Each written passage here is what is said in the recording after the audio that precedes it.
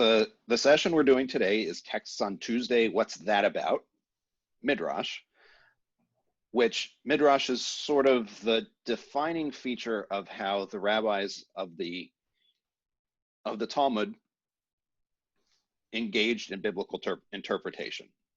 It's not the only method they use. They use Midrash along with several others, but Midrash is the defining one, the one that really they seem to have generated themselves and the one they used the most. So that's what Midrash is about, but that doesn't actually give you any insight into what Midrash is. So our goals will be understanding what Midrash is, and this is understanding in a very general sense. And if you've never studied Midrash, as we're studying it, you'll see why I'm saying only in a very general sense. Know where Midrash can be found and at what times, like what time periods have this material. Understanding the basic process of Midrashic interpretation. There are, particularly for certain kinds of things, there are fixed rules that are used as kind of a methodology for getting meaning from the biblical text. And they do view it as getting meaning from the biblical text, not reading into it. And then understanding the purpose of Midrash and what makes it different from other kinds of Jewish biblical interpretations. I used translations that are found on Sefaria.com. Some of the translations on that website are from major publications. Some of them are crowdsourced and are therefore of differing quality from place to place in the text. So I've often massaged the translation to help something be more visible or help something make a little more sense when the translation is just hyperliteral and unintelligible, which happens a lot if you just try to translate rabbinic literature word for word. There's a lot left missing that you really do have to fill in. So what is Midrash? Well, this is Midrash as product. So we've got some basic definitions of Midrash. One of them is a Jewish mode of interpretation that not only engages the words of the text, behind the text, and beyond the text, but also focuses on each letter and the words left unsaid by each line. This is a quote from a non-Jewish scholar. She is dean of a Protestant theological seminary somewhere in the Northeast, I think maybe New York City. This is a pretty good way of thinking about how it works, but it doesn't tell you very much until you study Midrash to know, okay, well, what did that just mean? Verblowski and Vigoder, so this is the Oxford Encyclopedia of Jewish Religion, I think is what it's called. The discovery of meanings other than literal in the Bible, this is important, other than literal, denotes the literature that interprets scripture in order to extract its full implications and meaning. So they're talking about a process, right? The discovery of meanings, and discovery is important here too, from the perspective of the rabbis. The discovery of meanings other than what's literal, process, and the literature that interprets scripture to extract those meanings, product. Jacob Neusner, who did a lot to modernize the study of rabbinic literature during the second half of the 20th century, passed away 4 or 5 years ago, I think, says that Midrash is 3 different things: Jewish interpretations of the Tanakh, so the individual interpretations generated, the method used, and then the collections that are made from the pieces that come out of that method. These are all true, and we'll talk about them. But again, they don't really answer the question because it doesn't tell you what Midrash is in a way that you would then be able to meaningfully engage with Midrash when you see it, or even to know that you're looking at Midrash when you see it, as opposed to some other kind of biblical interpretation. Because the rabbis actually use 4 different kinds of biblical interpretations, or they say they do. So Neusner says, right, Midrash is individual interpretations, the method used to interpret, and the literature that collects everything. The Talmud also collects lots of biblical interpretations, but the Talmud is not viewed as a piece of Midrashic literature. There are separate pieces of literature that are really kind of in genre thought of as being Midrash. But he gets across the point that Midrash is process and product. As process, it's one of 4 different modes of Jewish interpretation of the Tanakh. And the abbreviation, the acronym for these is Pardes.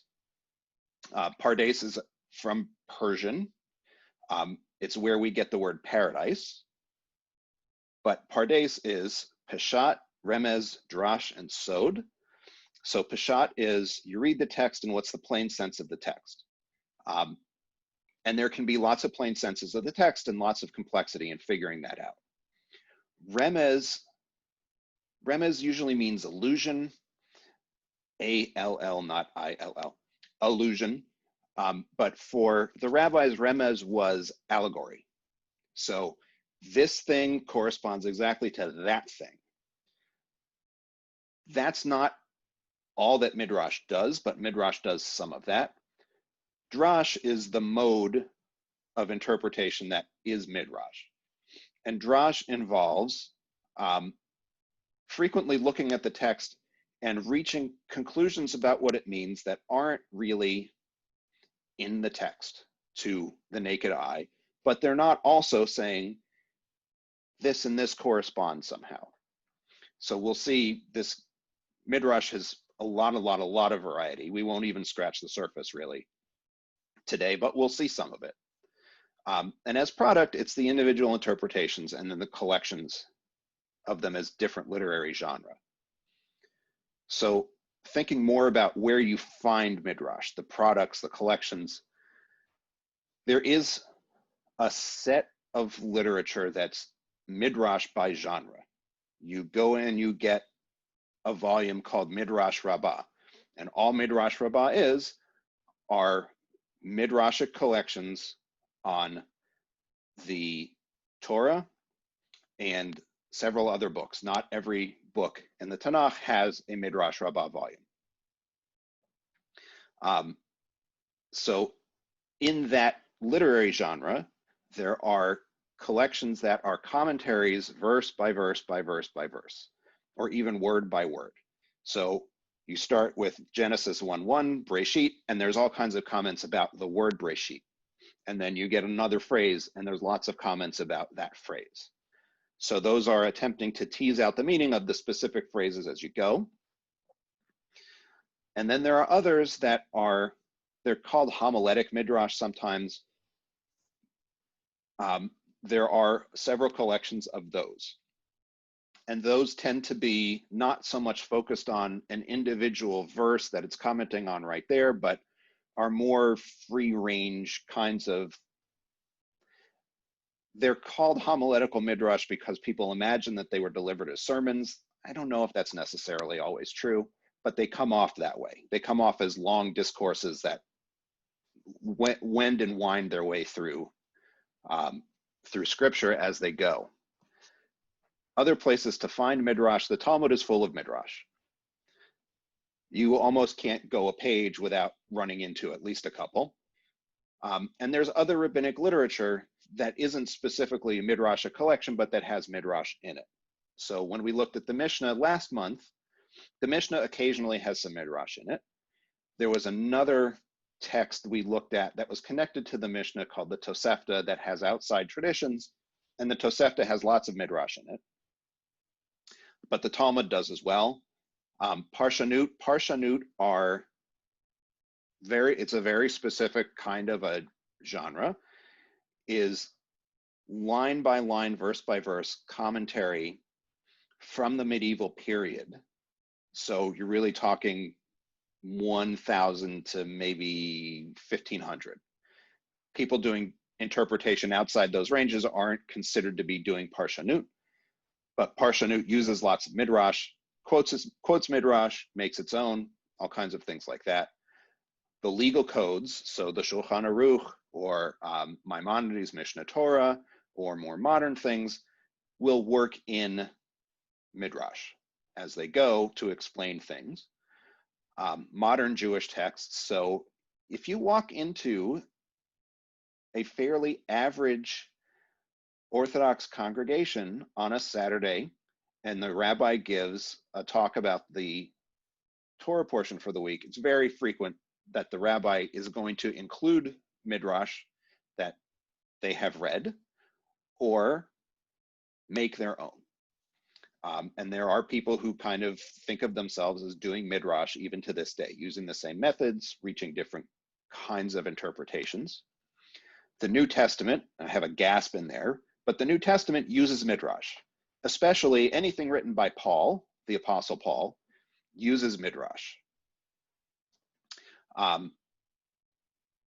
Legal codes do use Midrash. They're not centered on Midrash. Legal codes mostly are summarizing the long history of interpretation on a point, but they do use Midrash. And then there's another genre of literature I haven't included that are called responsa. So responsa are specific questions sent to rabbis, specific legal questions sent to rabbis, and they then respond, and they go through the history of rabbinic thought on that question, and Midrash is always part of that as well. And we'll actually we won't look at responsa per se, but we will look at how the rabbis use Midrash on both legal and non-legal texts and subjects. And we will see that these things follow very different forms depending on what they're dealing with. So much of rabbinic literature, including Midrash, but not only Midrash, gets divided very roughly into Halacha and Agadah. Halacha are all the legal materials. What are the things that you can and can't carry on Shabbat? With what do you light Shabbat candles? What's the wick? What can the wick be made out of? What can the fuel be made out of? Do you pay damages? How much damages do you pay if you hurt somebody? When do you say the Shema, right? There are all kinds of things that fall into halacha. Agadah is everything else. Agadah literally means story, and there's a lot of narrative that falls into Agadah, but there's other stuff too. Midrash gets broken up as well into Midrash Halacha, interpretations using the method of Midrash for legal purposes, and Midrash Agadah, interpretations of biblical texts using Midrash's methods that don't have legal meaning. And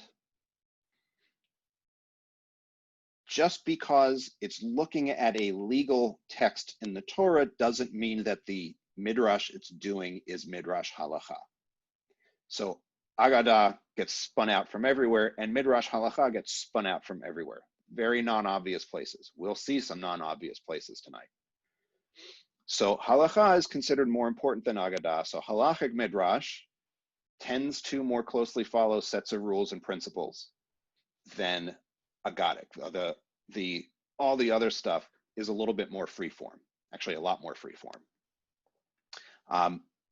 And you'll notice that I've said produce here in a couple of places. It produces interpretations. The rabbis did not think of themselves as making new interpretations when they did Midrash. They understood themselves to be discovering or recovering things that had been lost. They are very explicit about this in some of the texts, that there was all of this stuff was given at Sinai, and over the years people forgot about them, got confused, and we are rediscovering, which means really quirky things like somehow on Sinai Moses was taught about electricity in cars. Right? That doesn't seem like a thing that should be happening, but that is the logical outcome of saying everything was taught at Sinai. That means that Moses understood whether you could drive on Shabbat. It kind of does by logical necessity. So when we talked about the Mishnah, we talked about Tanaim and Amoraim a little bit. The Tanaim are everybody before the year 200, right? And this is the date of the Mishnah, is 200 CE. So all of this interpretation is before 200 CE. They are often called the halachic midrashic collections because they are commenting on Exodus, Leviticus, Numbers, and Deuteronomy, which have mostly legal material. And much of what they do is try to suss out how the biblical text supports rules the rabbis know exist, but aren't quite sure where the biblical basis is for them. There is an exception to the Tanaitic part of this. So you see I have Mechilta de Rabbi Yishmael here, and this is a very early Midrashic collection. There's this other one, Mechilta de Rabbi Shimon bar Yochai.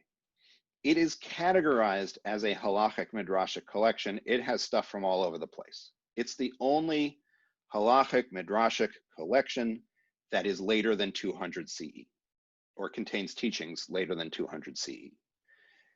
Amoraic Midrash is everything else. Primarily, though not exclusively, Midrash Agadah, so stories, philosophical speculation, science. I put this in quotes, science, because they didn't do modern science. And it comes in multiple forms. So every bit of the Tanaitic Midrash is verse by verse by verse. Amoraic Midrash is all over the place. There's lots of verse by verse commentaries, and there are lots of homiletical commentaries. Even, so Vayikra Rabbah is Leviticus Rabbah, so it's Midrash Rabbah on Leviticus. This is actually homiletical Midrash, so its arrangement is very strange. When you look at Pesikta de Rav Kahana or Pesikta, or these other ones, what you see, this should be Eliezer, not Eliezer, oops. What you see with these is these like free-flowing sermons. It quotes a verse at the beginning, it quotes a verse at the end. There's all kinds of stuff in the middle. It's just a different way of arranging the material. But they created all of these different collections. Most of these things probably date to after the Talmud sometimes. The Babylonian Talmud is the main Talmud, and it has stuff from Babylonian rabbis and Palestinian rabbis. Much of what you see in these Midrashic commentaries are heavily from Palestinian rabbis and not the Babylonian ones, which suggests that there was some kind of split in how they thought about arranging material and interpreting the Tanakh sometime during the formulation of the Talmud.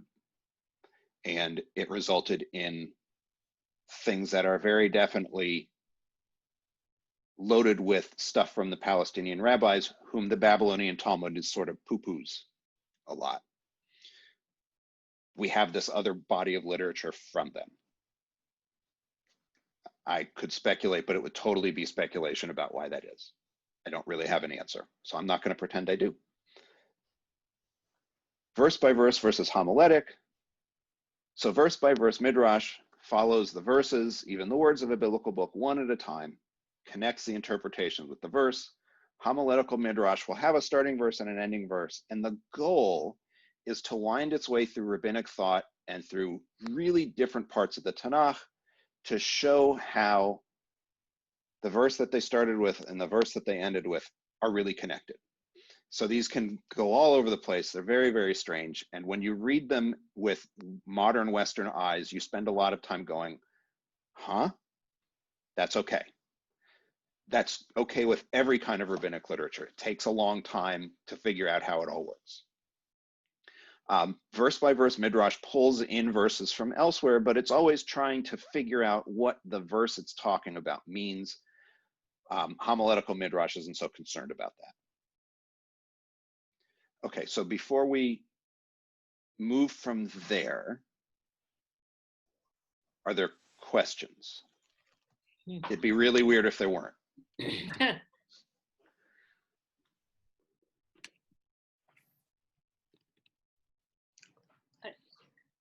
I probably missed this at the beginning, but did you talk, can you talk again about the 200 CE? Because at one point I thought you were talking about 1000 to 1500. Yes, okay, so let me, it's gonna go forward before it goes back. Okay, so I lost it. Okay, so Tannaitic Midrash is specifically stuff from before 200 CE. So these are the rabbis who are in the Mishnah. This is the Midrash that they generated. Okay. The 1000 to 1500 came in here with Parshanut, which is okay. So it's medieval. different. Yeah, it's medieval biblical interpretation that uses Midrash as one of its methods. Okay. And Rashi in particular, who's kind of the main person that people think of for this kind of interpretation, like half of Rashi is just pulling stuff out of Midrash and summarizing it for you. Oh. And so you said modern Jewish text. Are people doing this today? Are they creating? Yes. People do create modern Midrash by using Midrashic methods and imagining stories. It's part of ongoing legal interpretation as time goes on. And then, walk into an Orthodox synagogue sometime, and if the rabbi is talking about the Torah portion for the week, first of all, the rabbi does not give a sermon. The rabbi gives a drash, right? Midrash, drash.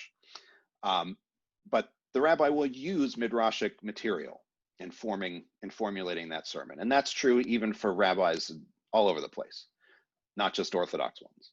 Mm. I don't use them so much because they're kind of wild. We're going to see. Right. They're kind of wild. Okay. So what is Midrash? Continued.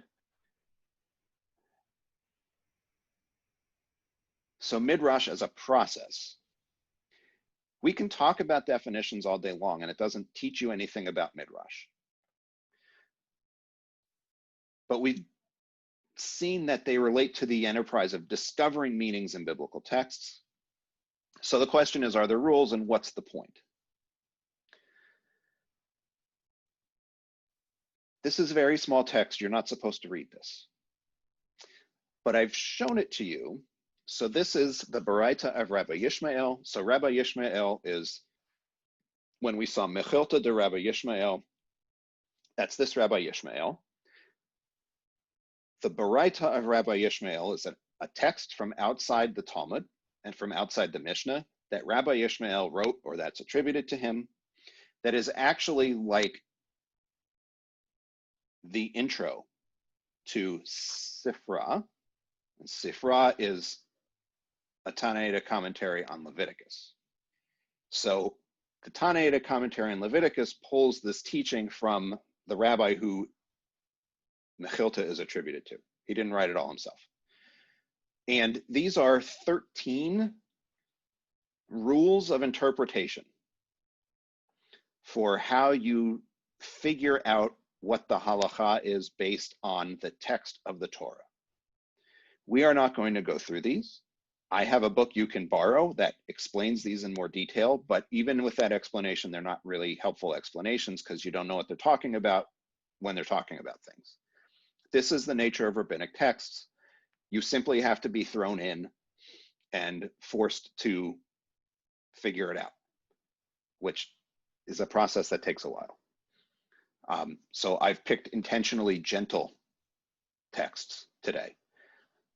I have very difficult text at the end, but I don't think we're really going to get there.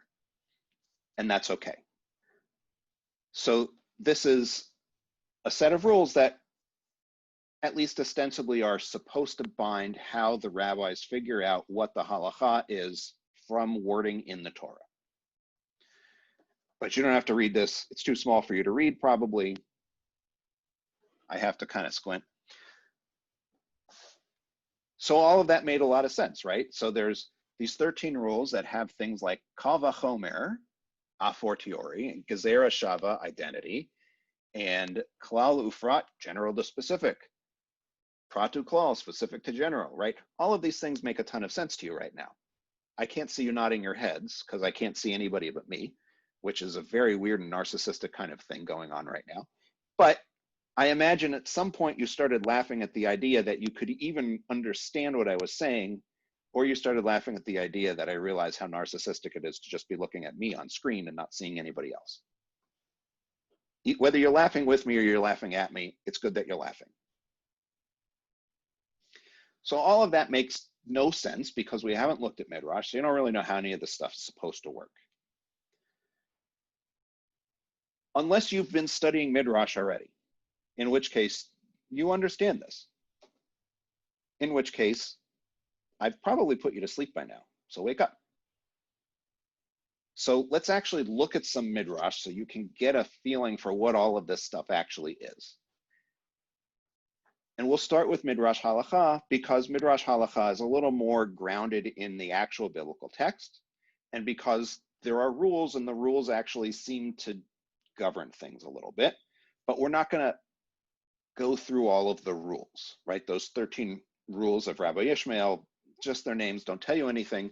Even if you were to read the whole Baraita of Rabbi Ishmael, which goes on for a while, it still doesn't really explain things in a way that makes sense to anybody who doesn't already know what it's doing.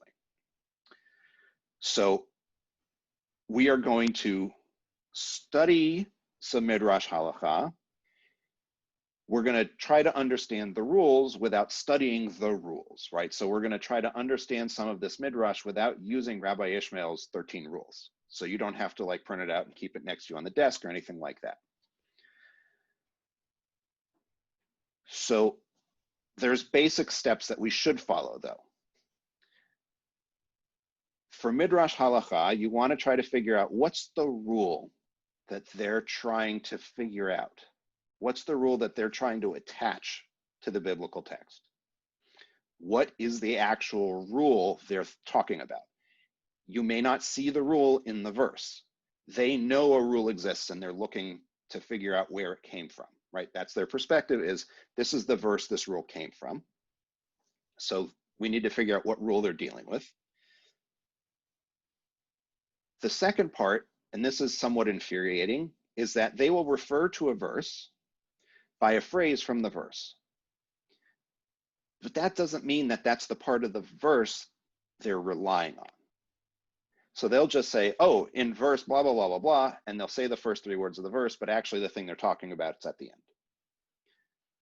This is very confusing, and you read Midrash for real with the Tanakh open next to you all the time because you have to figure out what thing they're talking about. And then you want to try to figure out what's wrong with this verse that they're interpreting, that they feel the need to attach this rule to it. So things that we would call redundancies or inconsistencies or changes in terminology or narrowing or broadening terminology or redundancy or surplus language, extra language. You don't need to say that word because we understand what you mean. Outright contradiction between different points in the Tanakh. They're bothered by these things too, except their assumption is the text is perfect. So none of these things are defects. There are no redundancies, there are no inconsistencies, there are no changes in terminology that don't mean something, there are no contradictions. Everything that we see and go, oh, well, that's 2 creation stories. No. It's not 2 creation stories, not from their perspective. The Torah is perfect. That is the underlying assumption all the time. So we'll start off pretty slow. So this is one of the earliest halachic midrash collections. So this is Sifra. So it's interpreting Leviticus. And this is the verse that it's interpreting. And Yahweh said to Moses, speak to the priests, the sons of Aaron, and say to them, one may not become impure among his people on account of a dead body. So this is the verse. And then this is their midrash interpreting it. The sons of Aaron don't make themselves impure on account of the dead, but the daughters of Aaron make themselves impure on account of the dead. The sons of Aaron, right? So right here, why does it say the sons of Aaron? It's telling you that the daughters of Aaron, the women who are members of the tribe of Kohen, can deal with dead bodies, but the men can't. Sons.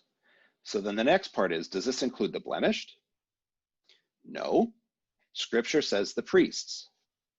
blemished people, people who have a broken leg or a disfigurement or are blind or whatever it is, they can't be priests. So scripture says the priests, that excludes the blemished. Why are they hooked on this? Why priests and sons of Aaron? Don't those mean the same thing? No, they don't. And from where could we think the blemished are included? Because it says sons of Aaron. And they say, no. Sons of Aaron means minors too. Okay, so let's stop for a second. You are allowed to be confused right now, and you should be confused.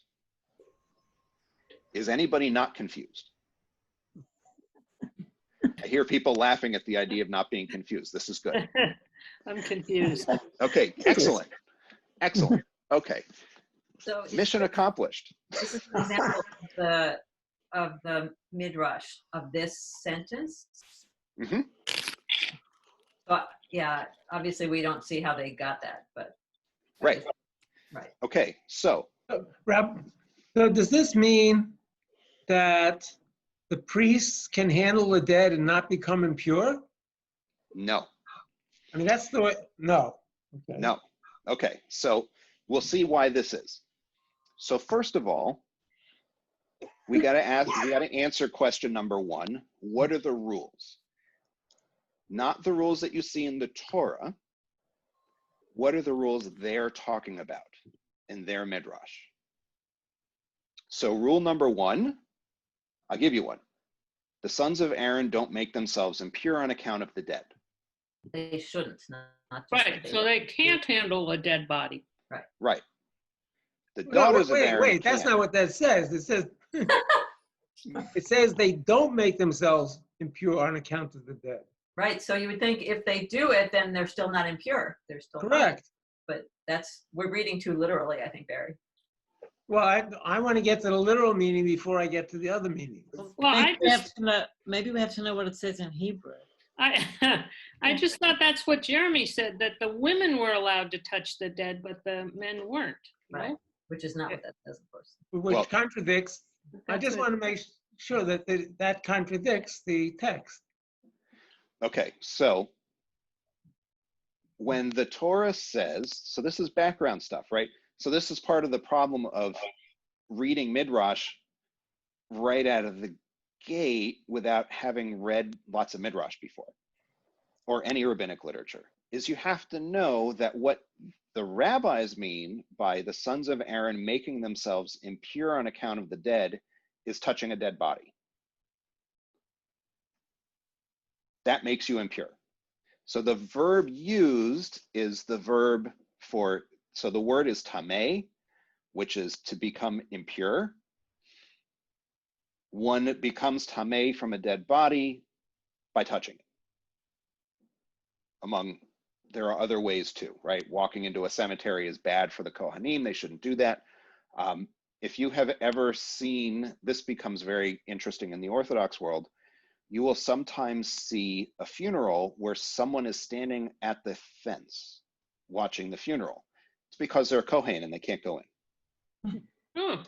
You will sometimes see rabbis officiating outside the fence because that rabbi's a Kohen and they can't go in. So making yourself impure on account of the dead is touching dead bodies, is going into a cemetery for anybody except a limited class of people, right? There's all kinds of stuff that you already have to know what that meant. So it is absolutely appropriate that you're confused. You should be. But men don't get to do this, whatever it is. That's rule number one. The sons of Aaron don't get to do this, but the daughters do. And how do we know the daughters do? Because the verse says sons. So that's right. What I said, that the men aren't supposed to do this. Right. Okay. But we're going to get more refinement here.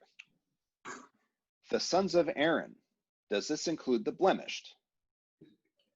The rabbi's answer is no. If you have a club foot, if you are blind, if you are missing an eye, if you are missing a finger, if you are missing an ear, you are blemished. You are not allowed to function as a priest. It's saying the priests, in order that you understand that only the people who are allowed to serve as priests are bound by this rule, that they can't become impure. They know this because they have rules for interpreting what this means. It seems redundant to us, the priests, the sons of Aaron. Aren't those the same people?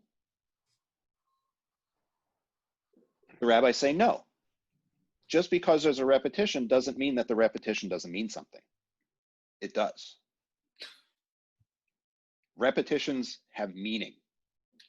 And this is part of how they have meaning, is it's trying to tell you something about who this group of people is. Who are these people and who are these people and why are the rules different?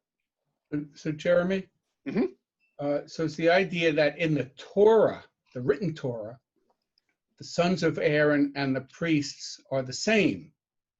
But in the oral Torah, which is what the rabbis are trying to, in effect, justify based on the written Torah, they're different. Now, I don't know. In other words, is a son of Aaron who's blemished not a priest in the Torah or only in the written Torah, in the oral Torah? So they would say, as above, so below. They are not sons, not every son of Aaron is a priest. Yeah, but I'm asking, in reality, in the written Torah, is there this stuff about blemished sons of Aaron can't be priests? Because I know that's in the Talmud, but it's not, as far as I know, but maybe I'm wrong, maybe in the written Torah. There's never a rule stated that says that. Right. So in other words, they're changing the law by claiming to interpret it, because the law says nothing about sons of Aaron who are not priests because they're blemished. Right. Remembering that from their perspective, actually, they're not changing anything. Yeah, before. Well, Um, it sounds like But they are. The reality is that they are. The reality is they are. Okay, So that's what I'm saying. but they have a very consistent way of doing it. So their very consistent way of doing it is they would look at this verse, these words, speak to the priests, the sons of Aaron. And they would actually say, oh, well, see, these aren't the same thing. So one of these is limiting the other when it comes to this rule. And they have those 13 rules tell them how to deal with this. And they will do that fairly consistently from time to time to time when they deal with this. So Donna, you've got your virtual hand up. Yes, I had one simplistic question. What are the implications of becoming impure? What does that mean besides you can't be a priest? So you can't function as a priest, so that's one part of it. Priests who become impure also can't eat the food that is given to the priests at the temple. They're impure for even purposes of feeding themselves. So the consequences are you can't work in the temple, and if you do, the sacrifices you participate in are invalid, right? So we're playing with divine electricity essentially when we do this. And you can't eat anything. So you have to figure out some other way of getting food, because you can't eat anything that was donated through the temple. But it says the women can become impure. That's all right. What does it mean for them? So the women can become impure. So what that means for them is there's a process of repurifying. But the women also can't eat the donations to the temple. Jeremy? But they don't eat them anyway. Well, they do. So the truma is brought back home. I see.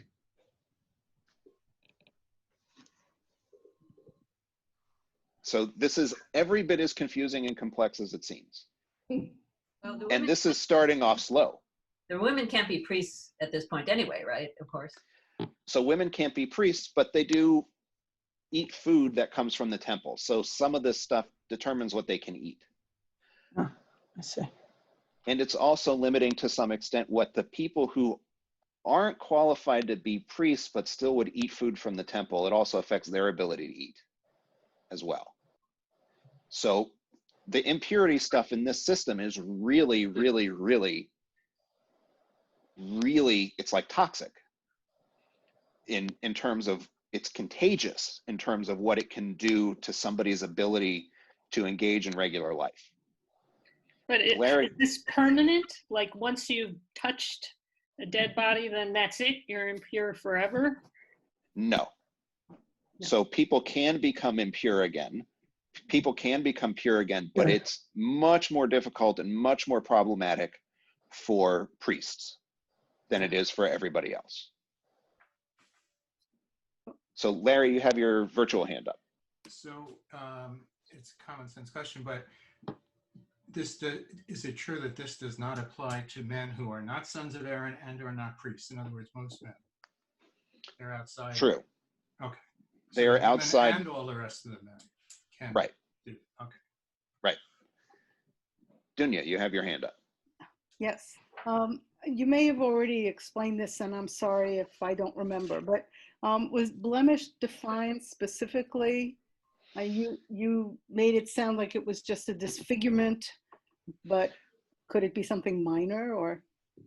So blemish, yeah, so blemish is defined elsewhere in the Torah and elsewhere in rabbinic literature, right? So you kind of have to, there's no piece of Midrash you can look at that doesn't assume a bunch of other knowledge. And what blemish means is just stuff you got to already bring.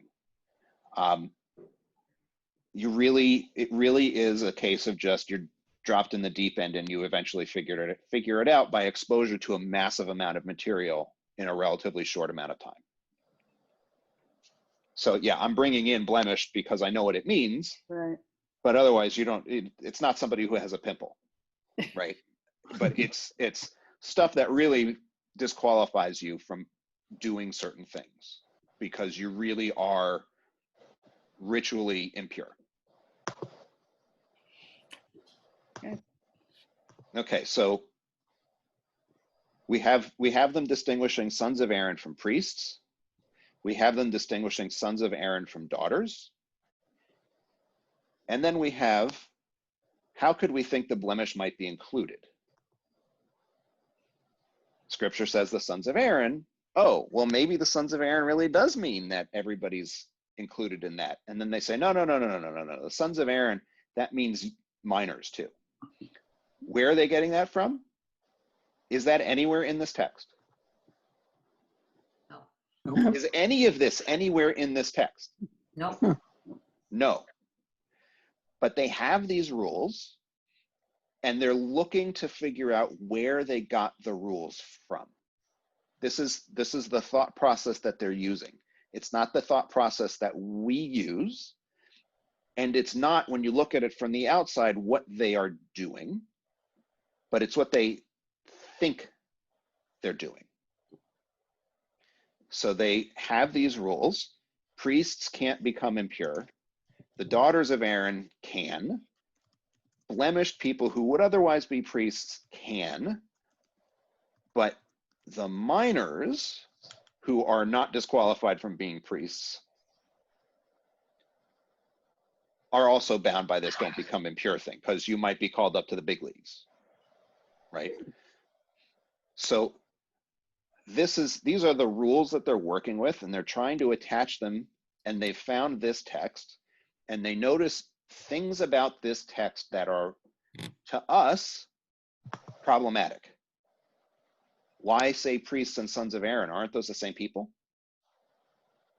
And they're saying, no, they're really not the same people. They are different people.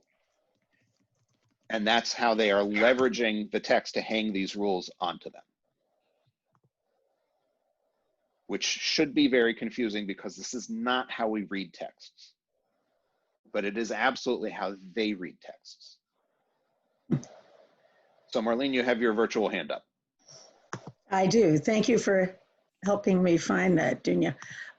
This is a side question, but was there a kind of distinction about the daughters of Aaron compared to any other woman? I mean, I never got a sense. My father was a Kohen, and I watched him have to observe these rituals that you were talking about, but we were never told as kids growing up that there was any significance in being a daughter of Aaron.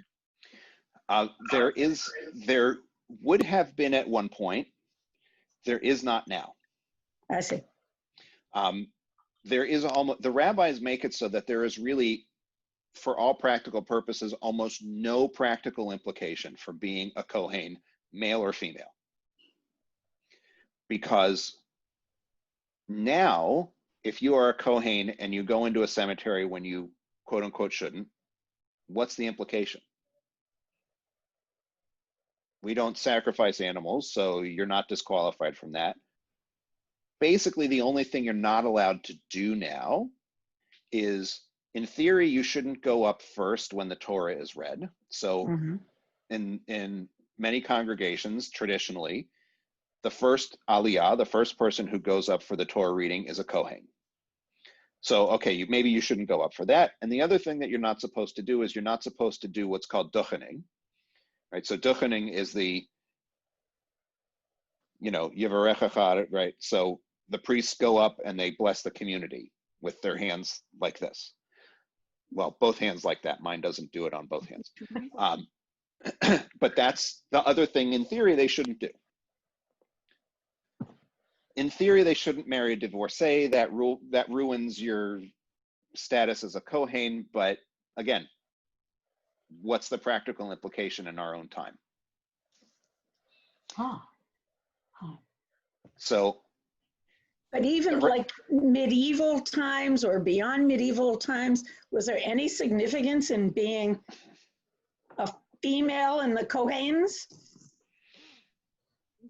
Not really. Got it. Once the temple is gone, there's no benefit to this. But they continued, at least in the conservative tradition, they certainly continued that they needed a Kohen to be the first aliyah and to not go to the cemetery. I mean, continued it into the 50s and 60s, I know. Well, they continue it today. Yeah. So if there's no significance, they obviously think there is some significance to it. Well, what the rabbis did was make sure that the significance is very limited. Got it. That's really. So Dunya, do you have your virtual hand up, or is? Nope. No. Okay, no. so that's okay. An old hand. So. Ouch. Can I Joyce, follow up? I mean, was it significant? So they didn't want the rabbis challenge. They didn't want a rabbi power challenged by Kohens. Nope. Is that what we mean? Yep. That's why. Okay. Yep. Don't think you're a big shot. That's right. So Joyce, you have a hand up. Yeah. So what they're saying is that the reason they're distinguishing priests from the sons of Aaron is you can substitute the word minors for the sons of Aaron. Is that basically? Yeah, so the sons of Aaron is doing multiple things for them in this verse. One of the things it's doing is it's saying the daughters of Aaron can become impure. Right. And the other thing it's doing is bringing minors in to say they have to stay pure too. Okay. As long as they're not blemished. So in the comments, we've got, in the chat box, is being a Kohen passed on through the mother and or the father. Okay, so this is definitely outside of Midrash, but it ties into all of these other questions of Jewish identity. So we're going to circle back around to that, because that's actually really important for the whole, are you Jewish because of the mother or the father? It's all a related set of rules. Dunya. And I did have my hand up now. Yes. So I'm just curious, when they say, when they're talking about the dead or a dead body, is this in preparation for burial, or is it at any point if you're around a dead body? Absolutely any point. So if someone is dying, they have to run out of the room? Yes, they should avoid the body as much as they can. Okay. Yes. Yeah. The impurity from a dead body is radioactive from the rabbi's perspective in I ways that didn't we know- would not appreciate. I didn't know a Kohen couldn't go into a cemetery. I mean, Yep. at all? There are limited circumstances in which they can. Basically to bury relatives, but only certain relatives. When they want to visit over the ensuing years, they stand outside the fence. So you will find, if you go to a Jewish cemetery, you will find a lot of the Kohanes are buried along the edges of the cemetery, along the fences, so that their relatives can stand on the other side of the fence to visit. Oh, that's very interesting. So they can be buried there, but otherwise. Right, but you can't go in. But- Okay, so I don't want us to get hung up on that text, but it is important to understand how much detail they read in, what they're doing, right? So that's why we looked at it, even though it opens up all kinds of questions. So this next one is from the Talmud, right? So I want you to see they're coming from all over the place in rabbinic literature. So if you were with us for the Mishnah, we looked at this whole, when do you recite the Shema in the evening? And the answer is from the time the priests go in to eat their truma until the end of the first watch. When that period ends depends on how many watches are in a night. And the rabbis of the Talmud eventually agree there are 3 watches. There's a debate over whether it's 3 or 4. They eventually get to 3. This is noteworthy in itself because they got to a conclusion. So we should, applaud them for even getting to an answer. And then they go, okay, but how do we know? They know there are 3, but how do we know? And they say, oh, we have a baraita. We have a tradition from outside the Mishnah that explains it. It's Rabbi Eliezer, and he says, the night has 3 watches, and over each and every watch, the Holy One, blessed be he, sits and roars like a lion. Sho'eg ka'ari is what it says in Hebrew. As it is said, Adonai Sho'eg, the Lord roars from on high. And from the abode of his holiness, he sends forth his voice. He roars mightily, Sha'og Yish'ag, over his dwelling place. So we know what their rule is. There are 3 watches. They are trying to find some place to hang that because there's nowhere in Deuteronomy, which is where the Shema comes from. And they find this verse that uses the same verb root 3 times. This is sha'ag, this is sha'ag, this is sha'ag. And they say, aha, 3 watches. I'd ask you to raise your hand if this makes any sense, but I know no one's going to raise their hand. It's the use of the same word 3 times. They found a place. This is literally all there is to this. Don't think too hard about it, because that's all that's happening here, is they found a place where there's this repetition. They have this idea that God roars like a lion over each watch, and they've found a place to hang it on. Here it is. That's it. And I got to point out that they are willfully and knowingly ignoring the rules of biblical Hebrew to reach this conclusion. Because this sho'ag yish'ag is a very established way in biblical Hebrew of intensifying a verb. They know there's no redundancy here. They know there's actually no repetition. They know their biblical Hebrew. They are willfully ignoring their knowledge of biblical Hebrew to find a place to hang this interpretation. So that you can understand how thoroughly different their way of reading is from ours, right? This is, if I were the Talmud, I would say this comes to teach us. This comes to teach us that you can't read them like you can't read stuff the way we do and get their conclusions. So Jack, you had a question. Did the proponents of 4 watches say that that's based on yet another expression from Yahweh, he sends forth his voice. Is the textual argument at that level, the 3 versus the 4 that you mentioned at the beginning? Nope. They have somehow, they just kind of dropped that 4 watch thing at some point. And they start asking questions about how you know the watches have changed. And by that point, you know that they've really decided that there's only 3. They just don't come back to it.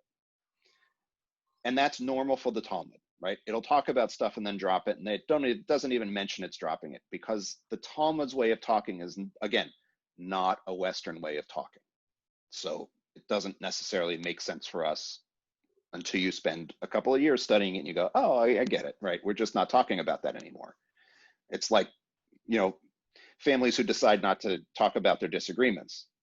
They just kind of are passive aggressive about it. Michael. But they're picking a text, Jeremiah, which presumably has nothing to do with night watches. Right. And so this is typical proof text of a totally irrelevant passage that has nothing to do with what they're talking about, finding some numerological or other kind of reason to, again, say that the Torah says something that we know it doesn't say. Right. Even though they think it says. So it's, again, they could have found, as Jack just said, they could have found a text that uses a word 4 times and said, oh, that's proof. And it could have been something totally irrelevant, equally irrelevant. Right. So this is unrelated to anything that we as Western people in the Greek tradition call logic. Correct. Okay, I just want to make, okay. Yes, this is a completely different mode of discourse. This is centuries after the concept of inductive and deductive reasoning were well established. Right. They don't know those concepts. They don't do theology the way we expect Westerners to do theology. They don't do logic according to what we know to be logic, and which was well known by the Greeks and by them, because some of them read Greek philosophy. Yeah, but they know. But consciously rejected it. Yeah, they are deciding to read a different way. Now, it is also useful to kind of know that while they know Greek philosophy, they're not Greek philosophers, so they feel at times perfectly justified in rejecting all the Greek stuff. Even the ones who have Greek names. Like, there are rabbis named Symmachus. That is not a Jewish name. That is a Greek name. Okay. Or Hyrcanus. Jeremy, yeah. What I see in it is that not only is it not logical, it is reverse logic. Because in logic, you have 2 assumptions and then you get the conclusion. Here, you go to the conclusion first and then you look for the assumptions. Yes. So in the world of biblical studies, you distinguish between exegesis, which is getting something from the text, and eisegesis, which is reading into the text. They don't make a distinction. They read into the text, they call it reading out of the text. They just don't approach this text with our eyes, with Western eyes. They may know the concepts, but they do not apply them. That's not how this works for them, because they have to find roots in the Torah for everything. The Torah has to have it, right? There's this phrase, turn it and turn it, for everything is in it. That's what this means. That phrase means you can find it if you know how to look and then attach it the right way. They think they are finding it.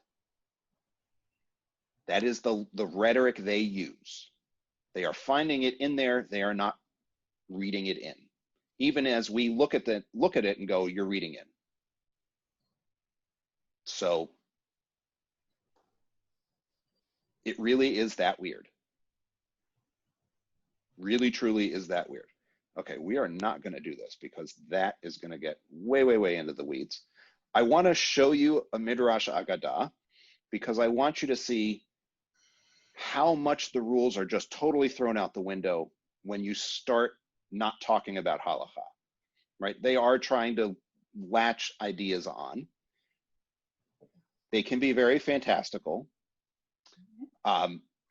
They are still looking at all the same stuff, but they are mostly asking serious questions. As Westerners, we expect philosophy and theology to proceed, right, in syllogisms and all kinds of other things, and that's not how this works for them. But these really ridiculous looking things that they come up with are grappling with serious issues. So we'll just go with this one. This is from Genesis Rabbah. So this is very early on in Genesis, chapter 1, verse 26. And they are looking at the phrase, let us make man in our image after our likeness. And they're going, who's the hour? What is likeness? And Rabbi Jeremy ben Elazar said, at the hour that the Holy One, blessed be he, created the first human, he created him as an androgyne. Mm-hmm. No kidding. The Hebrew here is androgynos. They just grab a Greek word. So they say he created him as an androgyne. Thus it is written, male and female he created them.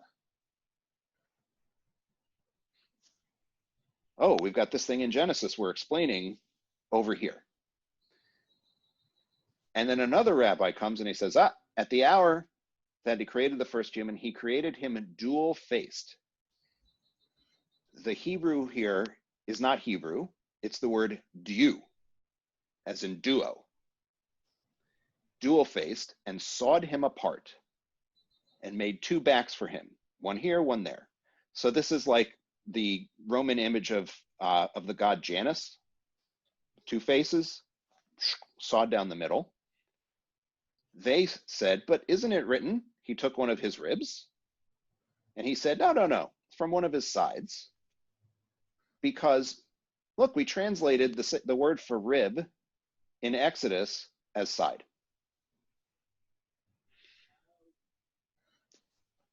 So it's okay what I said, because the same word that means rib means side, so actually it's fine. Again, there is nothing anywhere in the Tanakh that says the first human was created as an androgyne. There is, which is usually translated as hermaphrodite, but that's not really what they mean here either. There is nothing that says the first human was created with two bodies glued together that were then sawed apart. This is not in there. Except they think they found it in there. But they're actually trying to deal with a really serious question with these kind of absurd examples. They really are trying to deal with, what does it mean for someone to be made in our image after our likeness? Because this is redundant to our eyes. No, it's not. There were two things created, and here's how. Again, absolutely not something that makes a lot of sense to our eyes, but it made sense to them because they were looking for hooks for things they already thought. This is how the rabbis do theology, which is why you hear people say things like, Judaism doesn't believe in. Judaism doesn't believe in heaven and hell. I'm sorry, there's a whole chapter of the Talmud about that. But nobody presents it as philosophical discourse in a reference book. So yeah, the rabbis believed in heaven and hell. So all these people wandering around saying Judaism doesn't believe in heaven and hell, well, which Judaism? Because it's in the Talmud. They do approach these serious issues. They do not approach them in the way we would expect them to. There is no catechism. There are these disparate interpretations of things. So Michael, I think you had your hand up first. Oh, I didn't, that's from before, Oh. but since you Okay. called on me, I never will miss an opportunity. The other thing they're trying to do here, I assume, is to make consistent the two inconsistent creation stories. One where they're made together, male and female created he, them, and the other later story in which the man is made from the dust of the earth, and then the woman is made from his rib, very clearly a two-step process. Yep. And they're making those consistent by reinterpreting the word for rib. Yep. There are no redundancies or inconsistencies. This is rule number one for them. It is not rule number one for us. We look at these and go, hey, you know, we've got two different creations here, and we know that they correspond to different Near Eastern myths. They probably know those myths too, but they don't think about that way.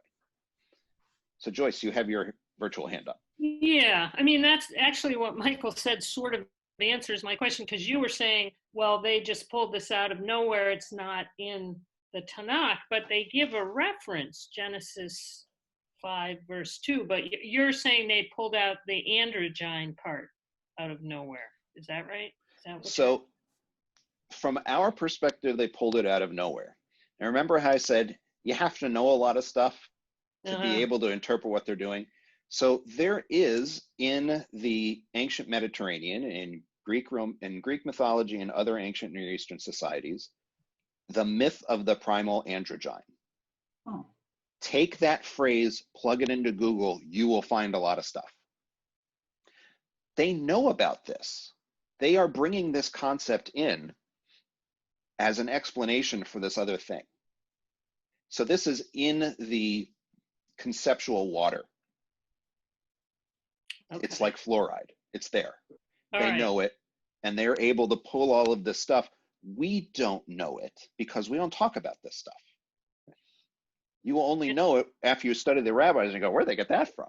And then you do some research. But it also makes sense, because you're right, it sounds inconsistent, male and female, and then the other story about the rib, it sounds like the guy came first. Right. And he's saying, well, yes and no, right? So we're finding ways to put this all together and to compare it to the tabernacle. And remember I said they'll pull disparate verses from all over the place. Mm-hmm. This is a halachic verse, this thing from Exodus.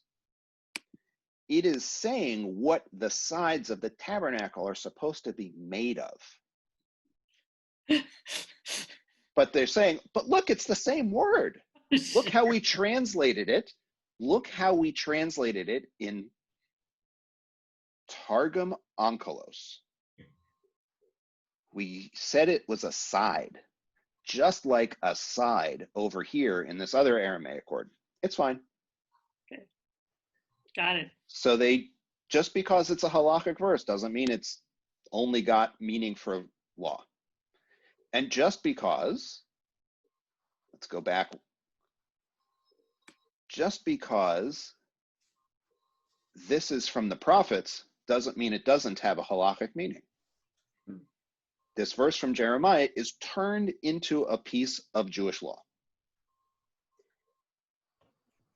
by this process. So this is just a totally different way of looking at this book that we're accustomed to looking at and going, okay, well, that's crazy, right? Because we read some of this stuff and go, that's crazy. Imagine taking it seriously like this, though. I mean, this is what they do. So Larry, you've got a virtual hand up. Thank you. I came in late, so you may have covered this in the introduction, and if so, don't repeat it. I'll listen to the tape. But is it the case that beginning with Spinoza or the Haskalah, when scholars started interpreting the Tanakh historically, linguistically, etc., that they put all the Midrash aside? And they said, we're starting over again, forget about the Midrash, it doesn't apply. We believe in science and analysis. So Spinoza really did dismiss this stuff. when we were looking at the political theological treaties, one of the things that he does is he only talks about Ibn Ezra.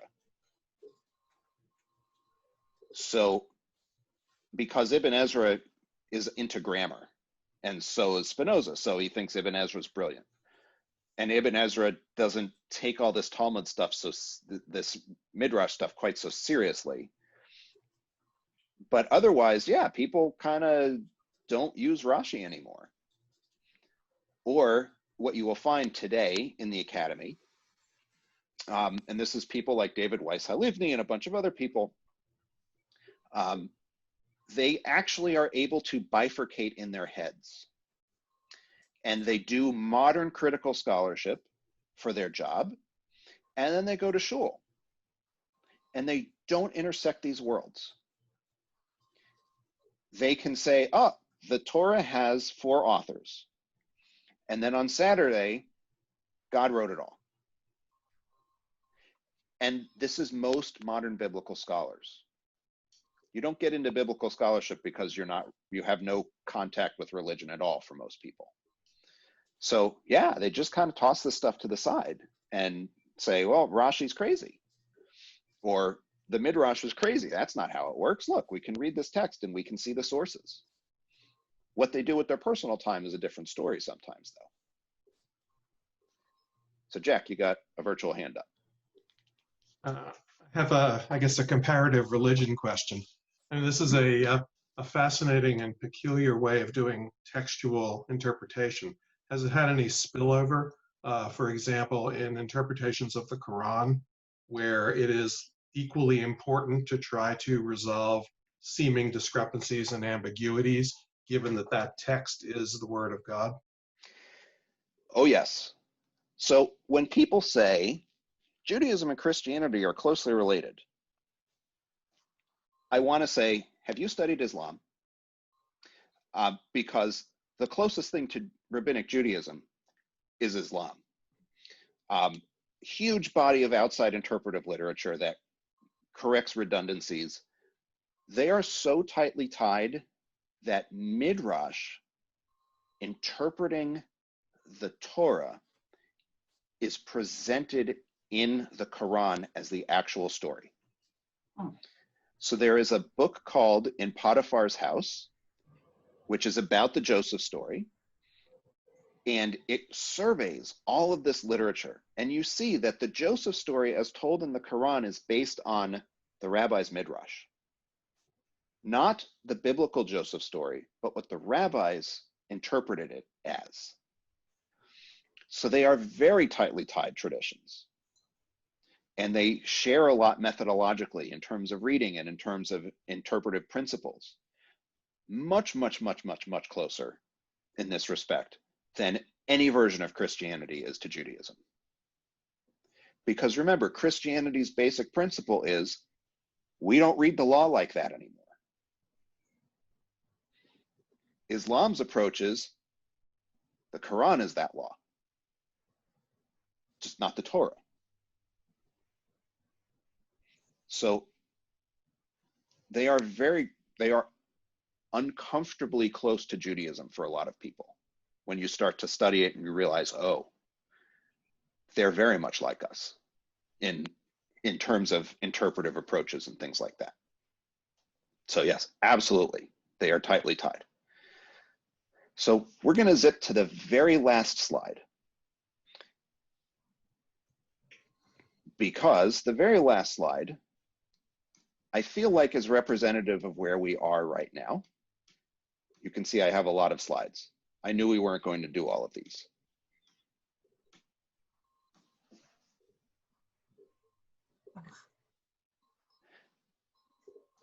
This is where a lot of people's brains probably are right now. This is from Community, if you've never watched the show. But my whole brain is crying. This is the initial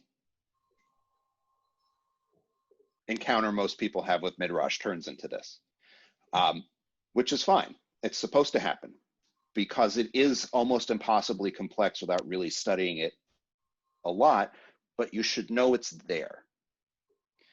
And you should know that this is how we get a lot of the stuff that defines Jewish practice. Because I have to tell you, we still light Shabbat candles. There are no Shabbat candles in the Torah. There are Shabbat candles in the Talmud. And they work very hard to show you how Shabbat candles come from the Torah when they know they don't. So this is still what we do. We don't necessarily recognize it because we don't read like this, but we are the inheritors of this. So the question posed is, if this is not a process we approve, should secular Jews avoid using Midrash? So I don't suspect that a lot of secular Jews are doing Midrash like this. When people generate what they call modern Midrash, they do it because they're doing it from this modern Western viewpoint that we now have. They aren't saying there was a primal androgyne. They are instead saying, imagine what it would have been like if, right? So there is actually a cognitive step that happens for people who generate modern Midrash. And they say, of course it's fiction. They don't represent it as what actually happened. But the rabbis represent it as what actually happened. And even though Agadah is supposed to not be as binding, they talk about it like it's real. And they do that for 2,000 years. And there are Orthodox Jews who still talk about it like it's real. For example, have you heard the story about how Abraham destroyed all of his father Terach's idols? That is not in the Torah. That's a Midrash. And people treat it like it's real. We tell that story, Jewish schools tell children that story as though it happened. The rabbis said it happened. It's not in the Torah. So even if you believe the Torah is true, where did you get that story? Well, you got it from the Midrash. It's treated as it's real. So when people make modern ones, they do take a step back and kind of say, I'm doing this thing, right? I know what I'm doing. I'm imagining what it might be. I'm not saying this is what it is. So modern Midrash works differently, which makes it less problematic to use to create what we would call Midrash. We can use Midrash, but we have to stand at a distance and say, this is what I'm doing. Because Midrash is really good at identifying where there are problems.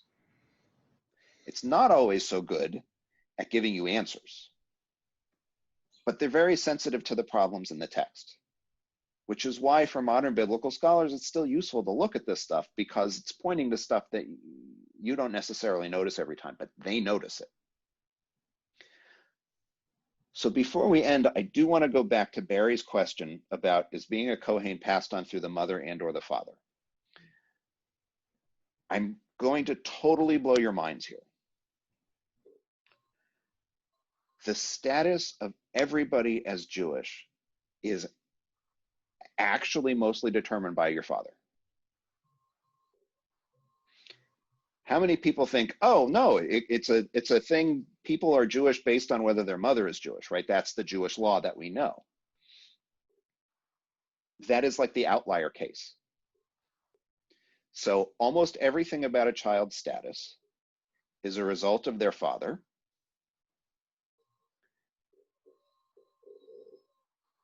except when the father can't be confirmed to be Jewish. You are a Kohen by virtue of whether your father was a Kohen. You are legitimate or illegitimate based on the status of your father, right? A mamzer, based on the status of your father. Almost everything actually follows the father's status. And it is only when the father doesn't meet the status of Jewish that we look at the mother. This is all driven by looking at the father's status. We don't look at the mother until we have to. So it is actually much more complicated than anybody told you. They make it seem like there's a rule out there that says, Jewish mother, that's how you know a child is Jewish. Right. Well, what about the law of return in Israel? Doesn't that go by? So the law of return in Israel actually follows the Nuremberg laws, as in what the Nazis came up with to decide who is Jewish. Because the idea behind the law of return was people who are put into this classification have to have a safe place to go. We are going to, for purposes of Israeli citizenship, call those people Jewish. However, the chief rabbinate in Israel does not follow the same rules. The Nuremberg law is one Jewish grandparent, right? Right. Male or female, either mothers or fathers. Oh, Right. okay. And it's even, so if you actually read the text of the Nuremberg laws translated into English, I mean, you could read them in German if you want, but translated into English, it's actually more complicated because it's based in part on the birth date of the grandparents. It is based in part on the active practice of the grandparents in some cases. It is based in part on, there's a number of really weird things, and you could be asked to prove your Germanness. So the law was written to be considerably more inclusive than it seems, because they were trying to get as many Jews as they could. And so the Nuremberg laws are written to make it so that it's easier to force people into a legal status of being Jewish. So it doesn't at all follow rabbinic law. And you should know the rabbis, the Nazis knew what the Talmud said about who's Jewish and who's not. They just decided it wasn't right for them because they cared about blood, not about the Talmud.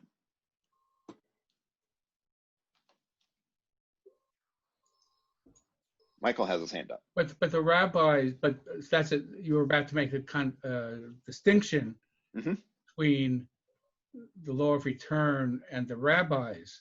And the rabbis follow the mother rule, isn't that right? That you're Jewish if your mother was Jewish. So the rabbinate follows, we simplify it as that matrilineal rule. But what the rabbinate follows is that whole section of the Talmud that actually winds its way through paternal status. So if you can find a paternal status in there somewhere that makes you Jewish, you don't actually look at the mother. So you're saying that if my father was Jewish and my mother was not, and I was never converted, I can marry a Jew in Israel? No. I'm saying that the outcome is this fairly simple thing that we have, but the way they run through the process is focused on father first. And they will try to work their way through so that they don't have to look at the mother. And then if they're forced to look at the mother at the end of the process, they go, oh, okay. So if the mother is of doubtful status, they might let it go. It really is much more complicated than is typically reported. So it's not just if your father's Jewish, you're Jewish, you can come to Israel, or if your mother's Jewish. No. Is that... Well, so if your father's Jewish, you can come to Israel, but you might not be able to marry another Jew in the context of the chief rabbinate's decision making.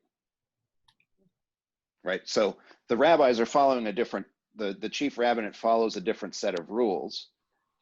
And those sets of rules are different for the Sephardic and the Ashkenazic chief rabbis because Of course they are. there's separate bodies of law there based on where you're from. Okay. Oh my So God. yes, so this is exactly as confusing as you think it should be, or as it looks. Maybe not as you think it should be. So Barry, you have your hand up, which means you found the hand raising button, but you're also muted. David Wittenberg's raising his actual hand. Yeah, yes. Okay, Barry, yeah. First, go ahead. So my understanding is that patrilineal was actually the original way that Jews decided who was who. Now, wasn't it sometime in the, Middle Ages or a little bit before then when matrilineal came in? It is, as close as we can tell, around 200 CE. Right. 200. So, okay. so it's really the rabbis who formally developed this kind of matrilineal principle. The story of getting there is much more complicated. And there's actually a book by Shia Cohen called The Beginnings of Jewishness. It's about a 25-year-old book at this point, but it is still really treated as sort of the authoritative discussion of how we got to the present rules. Because he examines conversion statuses and patrilineal and matrilineal and all of that other stuff. So it's a full-length book treatment on it, which is interesting and worth the read if you like reading that kind of scholarly literature. If you don't, it's not so worth the read. So David. Does any of this have to do with the fact that in the Samaritans, the descent comes from the father? And was this an attempt to differentiate Judaism from Samaritanism? No. I mean, was it an attempt to differentiate Jews from Samaritans? Not really. That's not what they're thinking about. What they are thinking about is they've clearly come to some change in decision. And they haven't tied it to Samaritans necessarily. They've come to a different conclusion. And some of it is fairly practical. And it's rooted in this. When a couple is no longer married, what happens to the wife in the ancient world? Where does she go? And the default answer is she goes back to her father's family. So the only way we can really be sure that somebody is Jewish is by knowing where that child is going to go, because the child's most likely going to go with the mother. Whether that part is factually true or not is its own thing, but that's the calculation that's being done. If a Jewish woman marries a Roman man and they divorce, she has no Roman family to go to, whereas the man can stay in Rome. If a Jewish man marries a Roman woman, the Jewish man doesn't have anywhere to have to go back to. But the former wife is not going to be going back to a Jewish family. And this is where they start to kind of look at it and trace it to the mother as opposed to the father. Mm. And you can see them working through it, because as they work through these questions of patrilineal versus matrilineal, they spend the entire time acknowledging that the Torah seems to do all of this based on the father. They know, this is another example of they know they're changing the law. They don't acknowledge it as changing the law, but they know what they're doing. And that's why there's no Midrash for that section. They don't cite the biblical text very much in those sections. They just kind of, whoop, go past it. But they very much do know that they're changing the rules, and they have some practical considerations for it.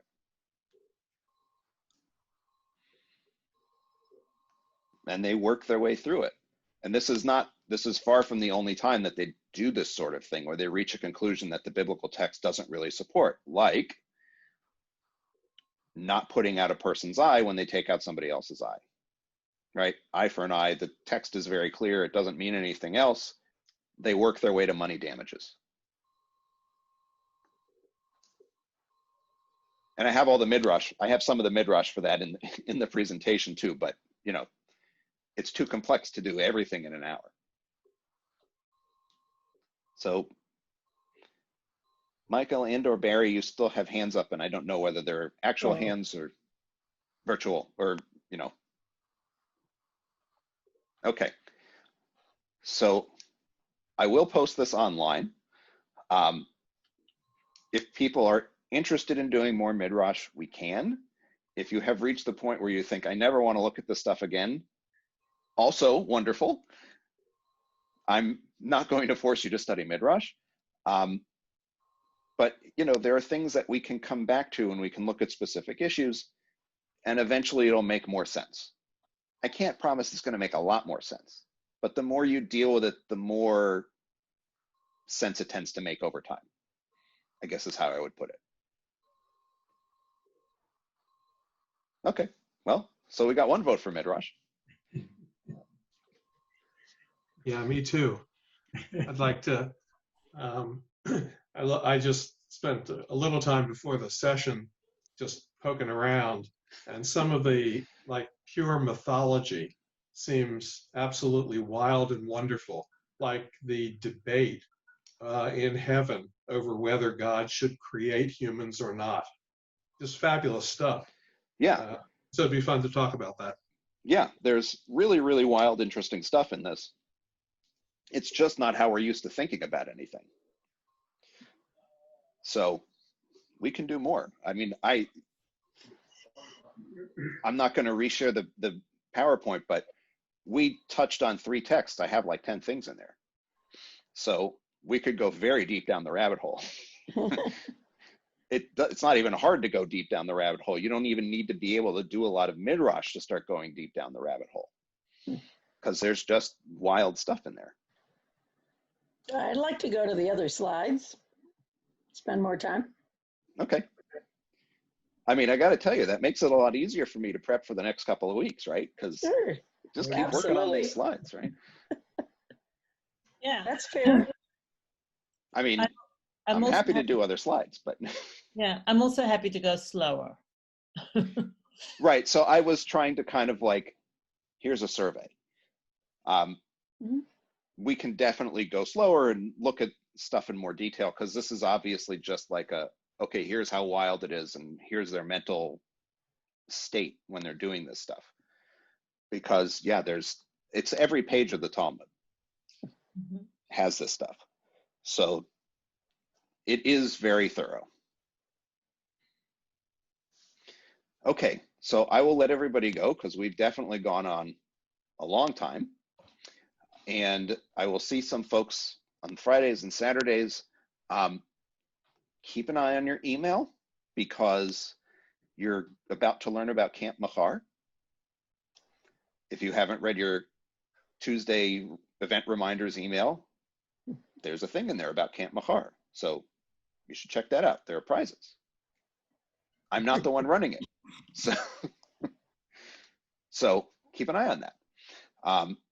And I will see everybody virtually at another time. Thank you. Stay healthy. Thanks, Jeremy. Good night. Thank you. Good night.